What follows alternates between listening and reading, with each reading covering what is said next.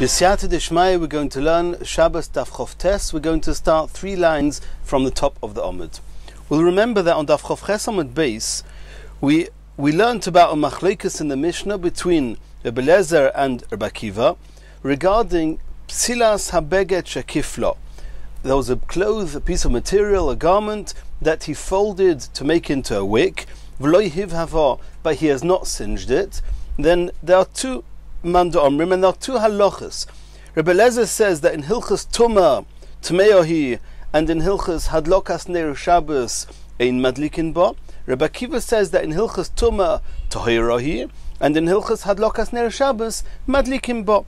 And we saw in Daf Chof Ches Amud Beis, Rav Ada bar Ava had one explanation regarding these halachas in the Mishnah. Now we're going to see a second explanation, and towards the end of our Amud we're going to see a third. Says the Gemara, Rava Omar Hainu Tama de Rebbe Eliezer. The reason that Rebbe Eliezer says in the Mishnah that Tmeohi v'ein madlikin ba, the reason that ein madlikin ba is lefi she'ein madlikin bepsilo she'eino mechureches, because one is not allowed to light Shabbos candles unless the wick has previously been charred.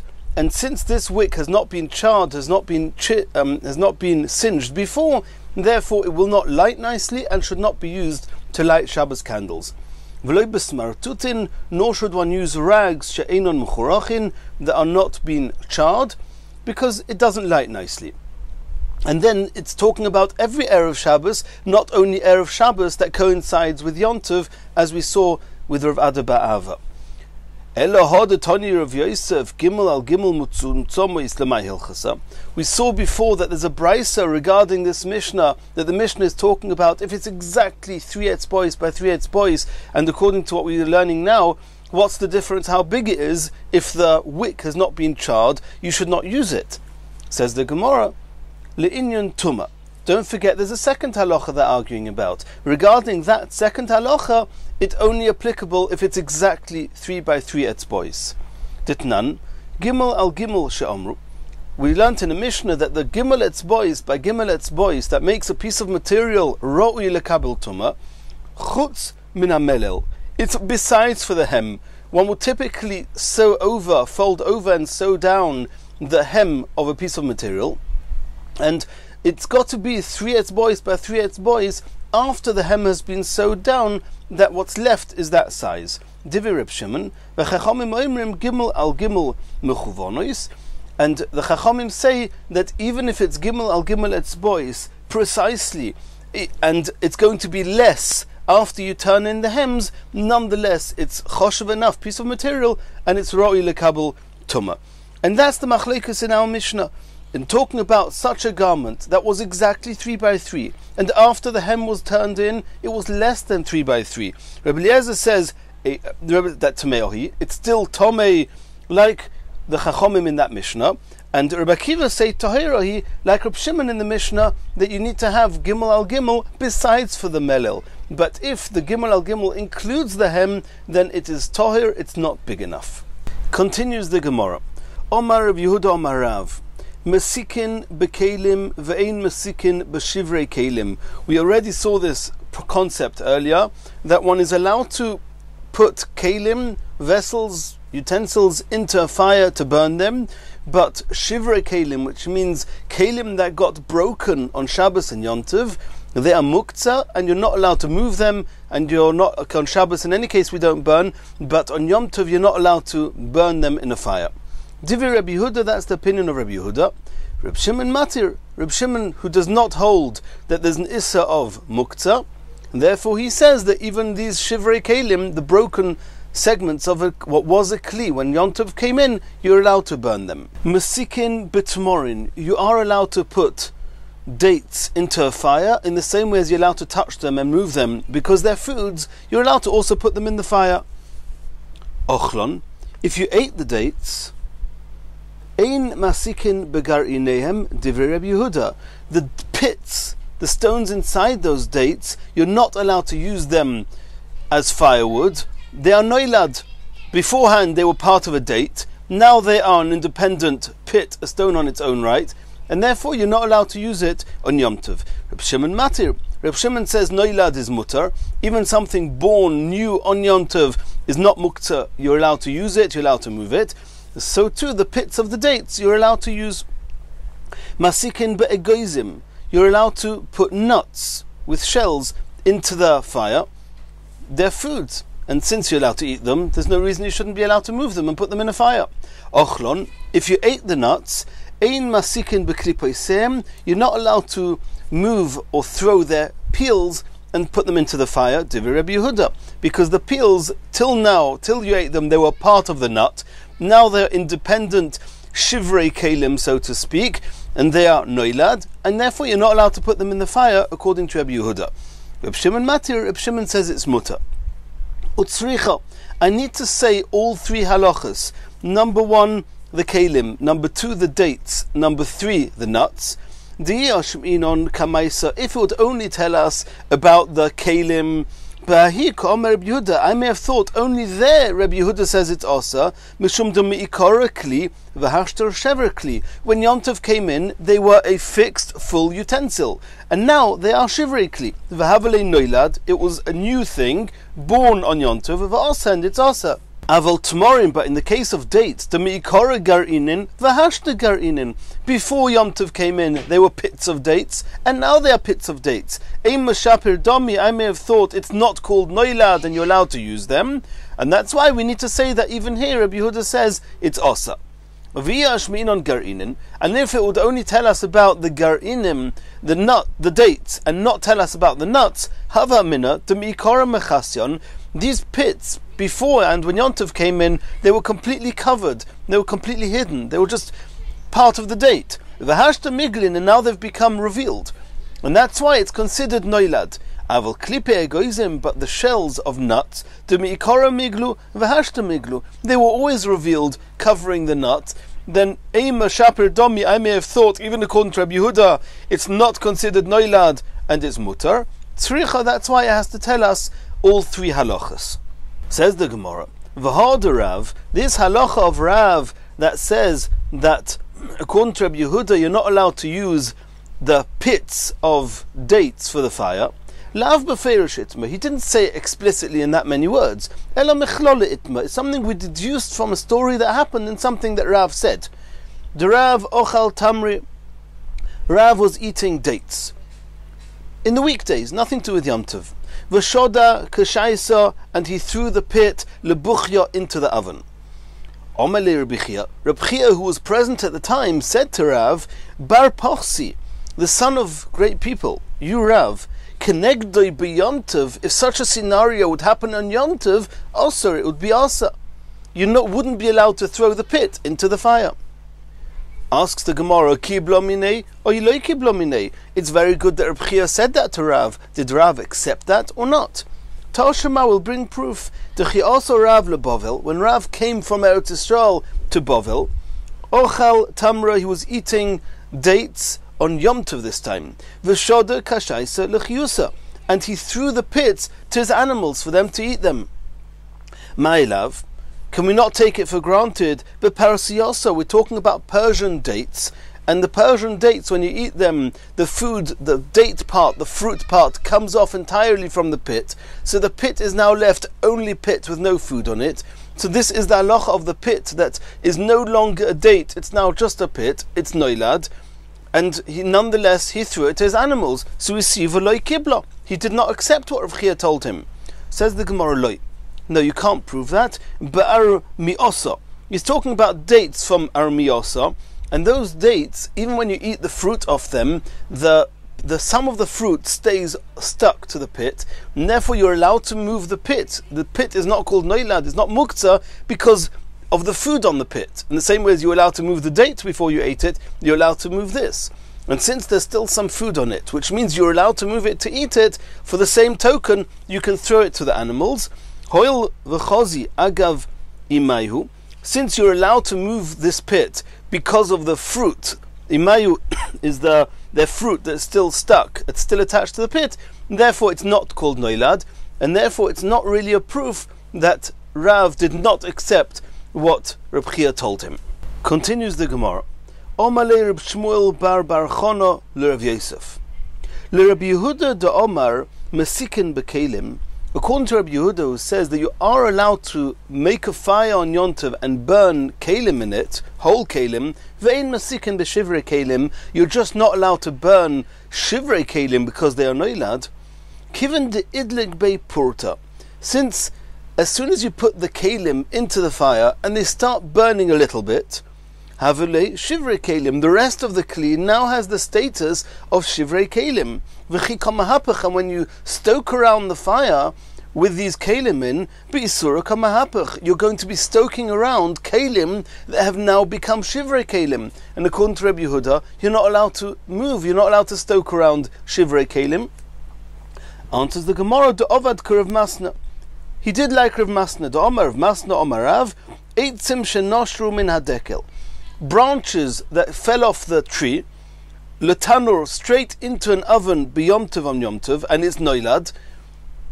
Marbe eitzim muchonim, you're allowed to add to the flame, so there should be more logs and firewood that are not noilad, that were prepared before Yom Tov, into the fire, more than there are of these twigs and branches that are noilad. Umasikon, and since most of the wood is not noilad, you're allowed to make the fire and stoke it all together.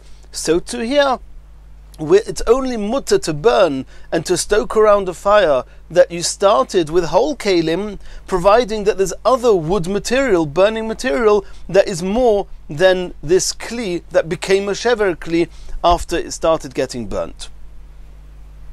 Continues the Gemara.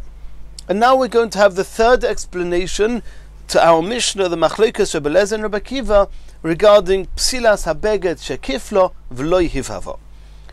Rav Hamnuna Omar hocha bepochois mishloisha al shloisha askinon. We're talking here about a piece of material, this beged shekiflo, this cloth, the material that he used, he folded to become a wick, was less than 3 tfachim by 3 tfachim. We know that a piece of material of 3 tfachim by 3 tfachim is called a choshev, a respectable piece of material.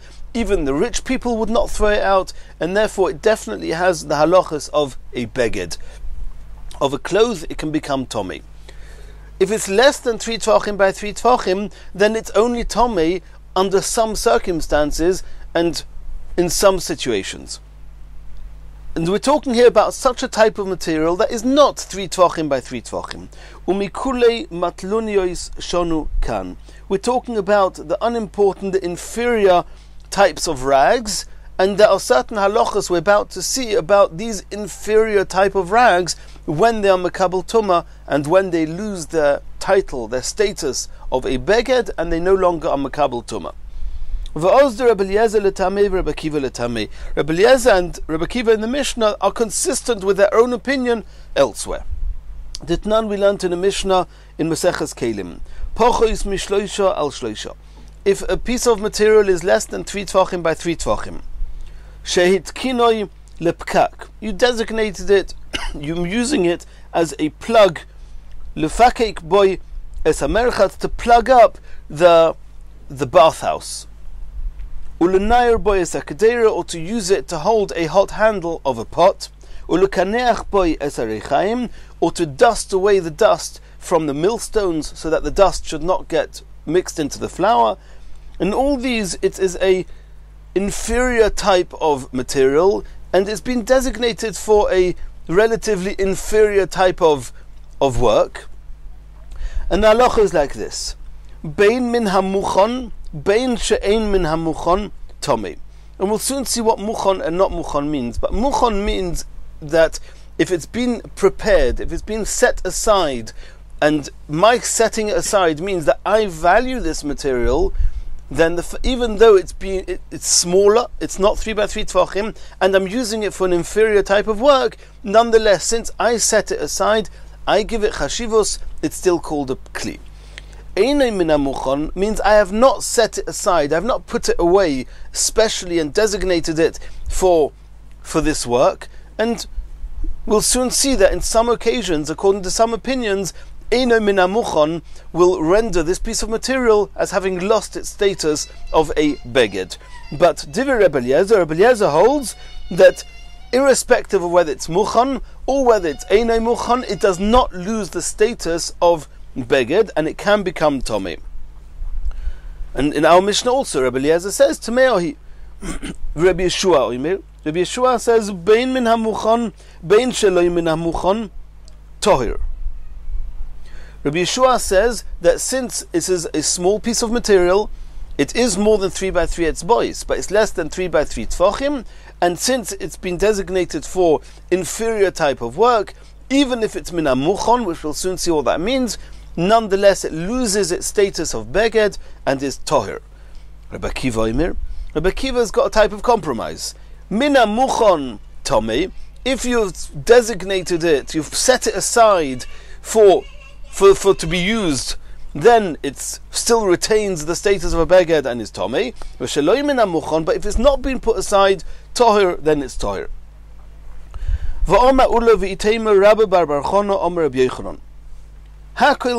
All three opinions hold that zorkei le'ashpo, if you take this piece of material that's less than 3 by 3 tvachim and you throw it into the dustbin, into the garbage, then divrei hakoil tohir, the fact that it's so small and invaluable, coupled with the fact that the owners have thrown it out, that means it's lost its status of any chashivos, any value, and it's now tohir. If you take this piece of material and you put it away in the cupboard, in the chest, and you fold it up and you keep it all choshev, divrei hakol tomei, everybody agrees that you've shown that you want this to be choshev, you respect this as a piece of material, as a garment, and therefore it retains its status of beged and can become tomei. What's the machlekes between Rabbi Yeshua, Rabbi Eliezer, and Rabbi Akiva? If you hung up this material on a peg, or you didn't throw it out, but you didn't put it away, you didn't even hang it up, you just put it behind the door, you left it someplace ready to be used. Rabbi Eliezer says, and don't forget we're talking here of the 4 levels. There's ashpa that everybody says is tohir, loses the shem beged. There's kufsa that everyone says is a beged. And we're talking about here mogoid and achiri adeles, which are in between. So Rabbi Eliezer sovar midlo izarkei be'ashpa daitei lavei. Rabbi Eliezer says, since you did not throw it out, it means you want to keep it, your mind is on it, and you intend to use it, and it's still a beged. So when Rabbi Eliezer says bein b'muchan, bein she'einem min hamuchan tomei, what does that mean? Umay korilei sheloi min hamuchan. You just said now that only the dustbin, the ashpa is loy min hamuchan. He says no, ashpa is extremely loy min hamuchan. Everybody agrees that it loses the title of beged. Here, muchan and sheloi min hamuchan means the legabe kufsa loy muchan hu. So that's what it means. Bein muchan, bein sheloi min hamuchan, irrespective of whether it's muchan, which means that it's hanging on the hook, bein that it's sheloi min hamuchan, and we just have to understand now, what does it mean when Rabbi Eliezer said bein min hamuchan, bein sheloi min hamuchan, that it's still called a beged? What does that mean? Sheloi min hamuchan is talking about ashpa. Ashpa loses its shem beged. Rabbi Eliezer says that it remains tomei, even sheloi min hamuchan. So he says as follows: muchan means when it's in the kufsa. That's called min hamuchan. Sheloi min hamuchan is talking about when it's b'mogoid or me'achiri adeles, and they're both called loy min hamuchan. Why are they called loy min hamuchan? You didn't put them in the ashpa. Korilei sheloi min hamuchan de legabe kufsa lav muchanu. If you put it in a chest in the cupboard, then it's called min hamuchan. And shloi min hamuchan is not so far removed like putting in the ashpa. It's just less muchan, which means mogoid and achiri adeles, and even there, according to Rabbi Eliezer, it retains the status of a beged and is tomei. Rabbi Yeshua sova. Rabbi Yeshua holds that bein min hamuchan and bein shloi min hamuchan, it loses the title of beged, and muchan cannot mean that you put it in the kufsa, because there even he agrees, like we said before, kule alma moedim, that it is still called a beged. So what does it mean muchan and sheloi min hamuchan? So according to Rabbi Yeshua, sheloi min hamuchan means you put it in the ashpa, and muchan means mogoid and achiri adeles, that they are both more muchan than putting it in the ashpa, but they are loy muchon enough that they lose the title of beged, and they only retain the title of beged if he puts it in a kufsa. Let's see that inside. Rabbi Yeshua Sovar mid lo yenichoy bekufsa. Since he did not put it in the kufsa, betule botle, it's as if in his mind he's already given up, assuming that this is a respectable beged. Umay korile muchon de legabe ashpa muchonu. So loymena muchon means ashpa. Muchon just means that relative to ashpa, the mogid and achir adeles is called muchon, but they're not muchon enough to retain the status of beged, and therefore they're also tohir. Rabbi Akiva makes a compromise. Tol oy b'mogoid, if it's hanging on a hook, sovak Rabbi Eliezer. He holds like Rabbi Eliezer that it's still called a beged. But if he doesn't even bother hanging it up, he just puts it behind the door, sovalok Rabbi Yeshua, he holds at that point it's lost the status of beged, and it's tohir. So coming back to our Mishnah now, if we have this psilas habeged shekiflo, that Rabbi Eliezer says tameohi and Rabbi Akiva says tohirohi, so according to Rav Hamnuna, we're talking here about shetoloi b'mogoid and hiniach achiri adeles, and we just saw now, according to Rabbi Eliezer, both toloi b'mogoid and achiri adeles is still called a beged, and that's why Rabbi Eliezer says tameohi. Rabbi Akiva says, at this point, Rabbi Akiva says that toloi b'mogoid is still called a beged, is tomi. Me'achiri adeles is called loy muchon and is tohir, like Rabbi Yeshua. So if so, the Mishnah would only be talking about that when it says Rabbi Akiva tahirahi, it must be talking about achiri adeles and not a material that is hanging on the mogoid. But we're not yet finished. Rav Hamnuna is now telling us that v'hodar be Rabbi Akiva legabe Rabbi Yeshua. Rabbi Akiva be'etzem was chayza, and he holds like Rabbi Yeshua that even if it's hanging on the mogoid, it loses the shem beged, and that's why tahirahi. And then the Mishnah that says Rabbi Akiva ima tahirahi is talking about both mogoid and achiri adeles. Mimai, how do you see in our Mishnah that Rabbi Akiva was chayza? Omar Rava midiktoni psilas ha-beged. Since the Mishnah doesn't say psilo shel beged, a wick made of something that was formerly a cloth, it's the psilas ha-beged, which means that it's actually a cloth that was folded up.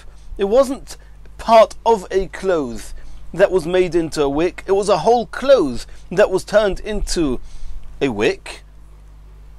My iri de toni psilas ha-beged lisni psilo shel beged. My psilas ha-beged dadayin begetu. It's still considered, it's still viewed as a beged, as a cloth, when it's in this state of being making a wick. So which of mogoid and achiri adeles is still considered that it's a cloth? If it's hanging at the back of the door, it's still chashuv. It's called muchon. And even in that case, he says tahirahi, so he must have changed his mind and followed Rabbi Yeshua. So we've explained, according to Rav Hamnuna, a third way of understanding the machlokas in our Mishnah, but we've only explained the machlokas regarding tumah. We have not yet explained the machlokas regarding lighting. Says Rashi that in this way he's going to say the same as Rava, that Rava says the machlokas is, are you allowed to use a non-charred wick to light Shabbos candles? The same as we saw at the beginning of Amud Aleph. Says the Mishnah, Lo yikov odom shveiferes, a person should not make a hole at the bottom of a shveiferes, a type of reservoir, a type of container, shel beitza, which is made out of the shell of an egg. He emptied out the egg, he poured oil into the eggshell, made a little hole at the bottom, v'yimal'eno shemen, he's filling it up with oil, v'yitnenu al pi haneir, and he will hold it above the neir, the lantern where the wick is burning from, bishvil shetei min atefes, in order that the oil should drop out of this shveiferes, out of this reservoir, into the lantern, and that way, even when the oil in the lantern is finished, the light will continue burning, because there'll constantly be a new supply of oil dripping down from the shveiferes. And why is this also? Because we are afraid that a person may on Shabbos want a little bit of oil, and he'll take out some oil from this reservoir, from this shveiferes shel beitza. Nobody would dare take out some oil from a lantern. Everybody knows that taking away oil from a candle is an issa of mechabe. It's called extinguishing because you're causing the flame to go out earlier. However, people may take out some oil from this shveiferes. And the halacha is that since the oil in this shveiferes has been designated for the lamp, for the candle, for the fire, so even removing oil from this reservoir is also included in the issa of mechabe, of extinguishing. And in order that a person should not chas v'shalom do that, therefore the Mishnah says you should not use such a candle on Shabbos. Vafilu hi shel cheres, even if this shveiferes is not made of an eggshell, it's made of earthenware, and then somebody who puts oil into earthenware, the oil becomes not nice. A person generally would not want to take away some oil from an earthenware kli and use it for himself, to eat or to anoint himself, whatever he's going to do with it, because it's already been soaked in a earthenware kli. Nonetheless, afilu hi shel cheres, it's osa. Rabbi Yehuda matir. Rabbi Yehuda says that it is mutar. Aval im chibra hayotzer mitchila, if the potter that originally made the lantern, originally made this light, he connected the shveiferes to the original base of the lamp, then it's mutar. Mipnei shu kli echad, because everybody knows that you can't take out oil from a lamp. And since it's all connected and it was originally manufactured that way, people will know this is a lamp, we don't take any oil out, and therefore you're allowed to use it on Shabbos. Continues the Mishnah. Lo yemale odom ka'ora, a person should not fill up a plate, a dish, shel shemen, with oil, v'yitnenu b'tzad haner, and he'll put it next to an existing lamp, v'yitin roisha psila b'soicha, the part of the wick that's a light is coming out of one end of the lamp. The other part is submerged in the oil. If the end of that wick comes out of the lamp and goes into the plate, into this ka'ora that has more oil in, and that's what it means, v'yitneno b'tzad haner, you're putting that dish next to the lamp, v'yitin roish hapsila, the end, the second end of the wick is going b'soicha into that dish of oil, b'shvil shetei she'eves, so it should absorb the oil in that dish. You should not do that. Here again, somebody may take some oil from that dish, and it's an issa of mechabe, of extinguishing. Here again, Rabbi Yehuda matir. Rabbi Yehuda says it's mutar. He was not worried that people would take out some of the oil from the dish. Says the Gemara, Utzricha, the Mishnah needs to tell us both cases. Also the case of the shveiferes shel beitza, and also the case of a shveiferes made of cheres, of earthenware. If the Mishnah will only tell us that you're not allowed to use a reservoir made of the shell of an egg, maybe only there the Chachomim said it's asa, because the shell of an egg does not make the oil repulsive. And therefore a person may take some of the oil for himself, that would be asa, and therefore it's not allowed to use such a lantern on Shabbos. Avol shel cheres, I may have thought that if this reservoir of oil is made of earthenware, the me'isa, that the earthenware kli makes the oil repulsive. Eima, I may have thought, Moidulei Rabbi Yehuda, the Chachomim agreed to Rabbi Yehuda, there's no reason to be choishesh, and it's mutar, and therefore the Mishnah had to say that even there it's asa. If the Mishnah would only have told us the halacha in the case of a reservoir made of earthenware, I may have thought, maybe Rabbi Yehuda only says it's mutar if the reservoir is made of cheres. Aval bahi, I may have thought that in the case of a shveiferes shel beitza, Ema moidelu rabbanon, they agree to the rabbanon, that Rabbi Yehuda agrees to the rabbanon that it will be asa. That's why we need to say both. If it would say just the two cases at the beginning of the Mishnah and would not say the din of the ka'or or the plate at the end of the Mishnah, I might have thought, Bahani ka'omar Rabbi Yehuda. Maybe Rabbi Yehuda only says it's mutar in the case of the reservoirs, mishum deloi mifsak, because there's no separation between the reservoir that's hovering on top of the lamp and the lamp. Aval ka'ora, but in the case of the dish, the mifsake, there's a gap between the lamp and the plate with the oil. I may have thought that people are more prone to think that one is allowed to take away some of the oil, and therefore it's easier for them to do an Aveira, and therefore even Rabbi Yehuda would agree that it's Asa. And that's why we have to say the last case of the Mishnah as well. And if it would only say the last case of the Ka'ara, I may have thought Bahahi Ka'amar Rabbanon. Maybe the Rabbanon only say it's Asa in the case of the Ka'ara, where you've got a gap between the lamp and the dish, and therefore people are more prone to make a mistake, and therefore the Chachamim made a Gezerah. Aval Bahani Tarati, but in the two reservoirs, where the reservoirs are hovering right over the lamp, and there's no separation between them, maybe they would agree to Rabbi Yehuda that it's mutar. That's why the Mishnah has to tell us all three cases, to know that in all three cases, according to the Chachamim, it's Asa, and according to Rabbi Yehuda. Continues the Gemara. We saw in the Mishnah that if the one that made, the potter that made this lamp, connected this reservoir to the lamp, and it's now one piece, then it's mutar. Everybody knows that you're not allowed to take any oil out of a lamp, or any part of a lamp, on Shabbos. Says the Gemara, Tana, we learnt in a Brisa, Im Chibra, if the owner, the one that bought the lamp, he was the one that connected this reservoir to the lamp, either basid with plaster, or becharosis, or with clay, mutar.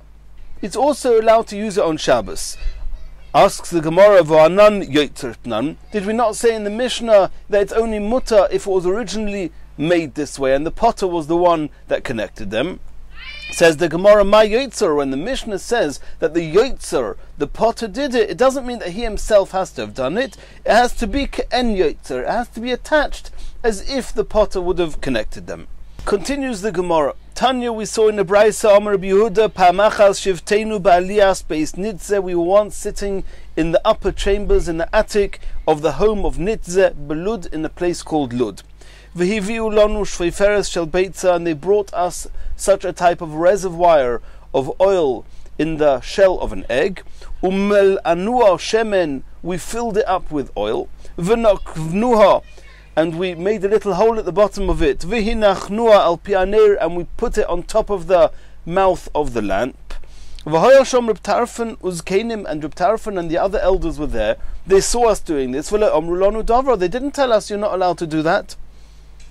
Amruloi, they said to him, that's not a proof that it's mutar. Mishom raya, shani beis Nitze, there's a reason hin. Those that were in the aliyos, in the attics of beis Nitze, there was the reason. There were people who were very, very particular with every little detail of halacha. They were careful not to, by mistake, do any averas, and therefore there was no risk of them taking any oil from it, and therefore they were allowed to use such a lamp on Shabbos. Continues the Gemara. Ovin Tzifura, Ovin from Tzipora, Gorar Safsela, he was dragging a bench, Ba'aliyasa de Shisha, in an attic, in an upper chamber whose floor was marble. Le'ela mi Rabbi Yitzchak ben Elazar, and he did this in front of Rabbi Yitzchak ben Elazar. Omarle, so Rabbi Yitzchak ben Elazar said, Ish tuki lecha, if I'm going to be silent and not say anything to you, in the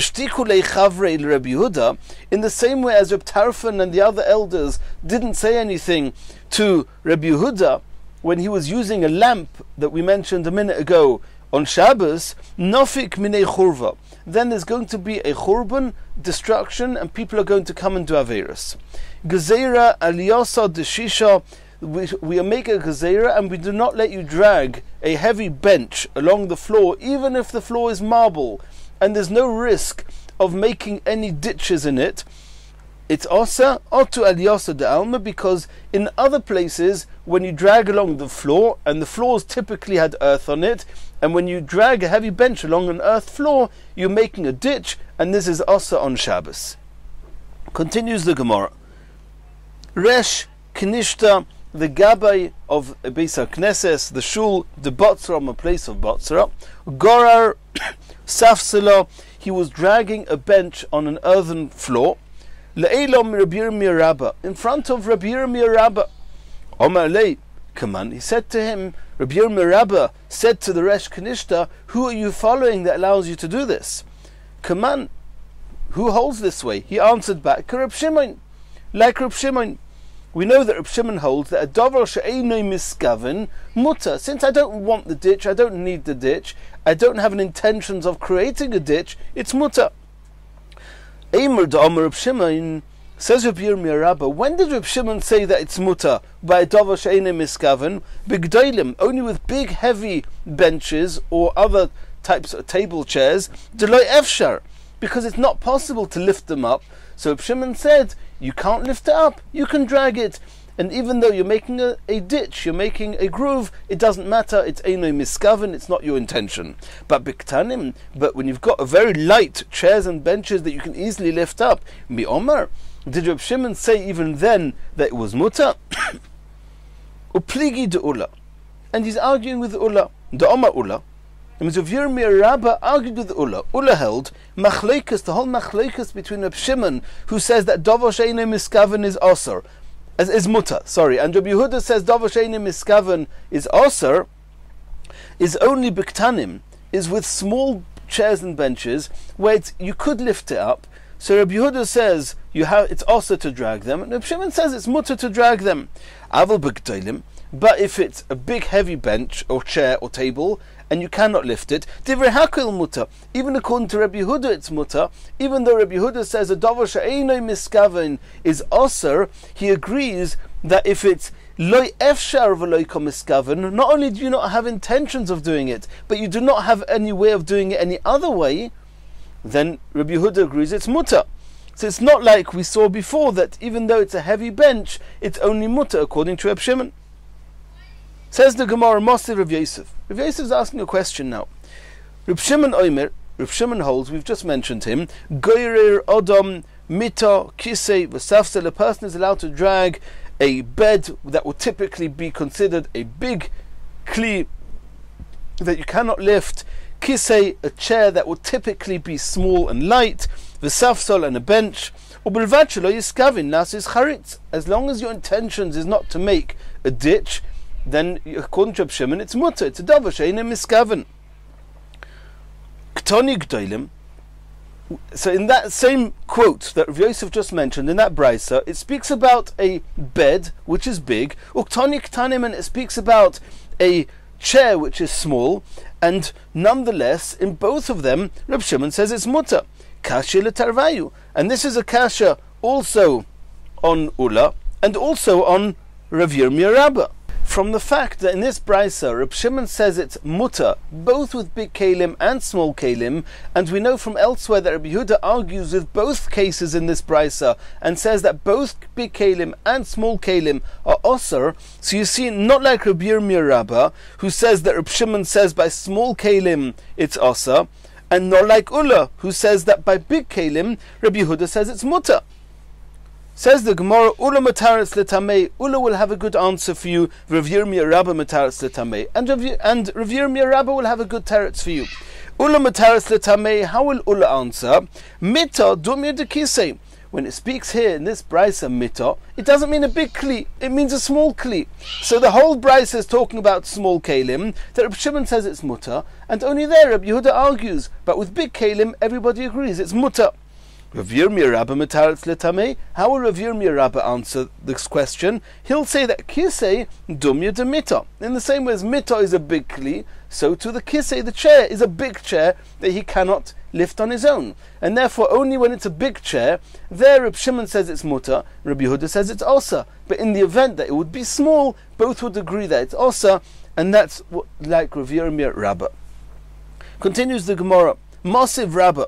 Rabbah's asking a question. Moichre ksus, the sellers of garments, moichrin kedarkon, they are allowed to be normal sellers, and the typical custom of sellers was that in order to advertise what he's selling, he would don the clothes that he's trying to sell, even though they carried kilayim, even though there was kilayim in them. It was mutter.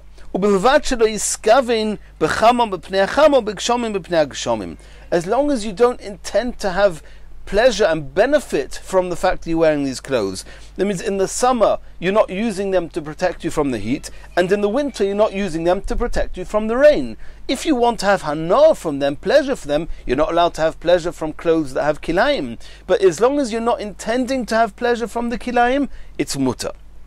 Vatznuin, however, the people that were much more careful not to do anything that even looks like an aveira or could be mistaken for an aveira, they would mafshilin b'makol lachareim. They also wanted to advertise their wares, but instead of wearing the clothes, they would just hang the clothes on a type of a hanger, on a type of a stick, and hold it behind them as if they're wearing it, and that way they're not actually wearing the kilayim clothes.